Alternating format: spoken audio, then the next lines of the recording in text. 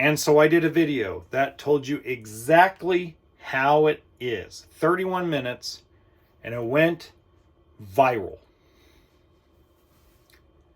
It went so well that on December 18th, I made the conscious decision to start planning ahead the next video, which is the first time I've ever done that.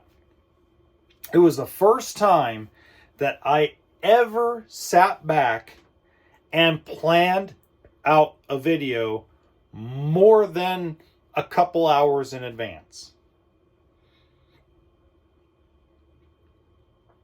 And I planned out the rest of my month. I launched over 30 videos here in December, all of them at least 8 minutes long. Each and every one of them have gotten more views than I was getting from my older content. And what I did was very interesting. So then what I did was I turned around and I took one of my monetized channels that I talk about money and things like that, which, let's be real, it wasn't really going anywhere. And I deleted half of the content that was newer, kept the old stuff, and I created a shorts channel where I do long form videos, but that's where I put the 1 to 2 minute videos for walkthroughs and all my editing cool stuff. And that's where I put my 15 to 30 second shorts. So I separated it. And now all of a sudden, I've got fans for one and fans for the other. And now it's going in a direction that is nothing but positive. So why am I telling you this? Am I telling you this to be a braggart? Am I telling you this to brag to you? Absolutely not. I'm telling you this because anything can be done. Anything can be done if you discipline yourself and if you have a game plan. I didn't have a game plan for all this. I just did it because one of the things that I've learned is if I don't just go out and do something, it's never going to get done. This podcast, I've had no plan for this podcast. I just come on and talk. And there are some episodes that people just download and download and download, and there's ones that have like 7. There's one that has like 5,800 downloads, and there's one that has 6. There's one from like 3 years ago that people still are downloading today, where they're getting like 6,000 and 7,000 downloads over the last 3 years, and there's ones that are 3 years old that have 3 downloads. I don't pay to promote my podcast. I'd love to do that.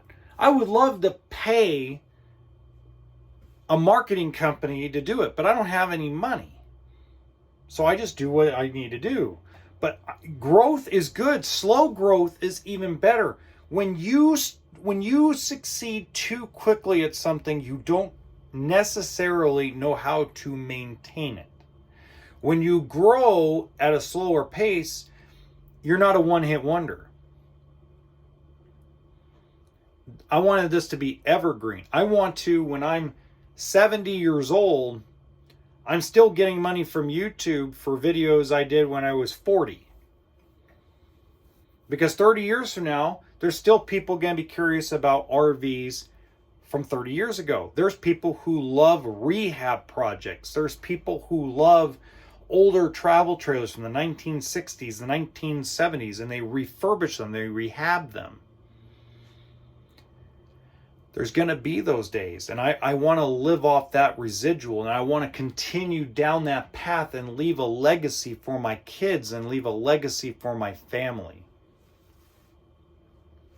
That's why we need to, as a world, understand that if we want to get out of a situation, it doesn't matter what our skin color is, it doesn't matter what our gender is, it doesn't matter what our sexual orientation, or religion, or culture.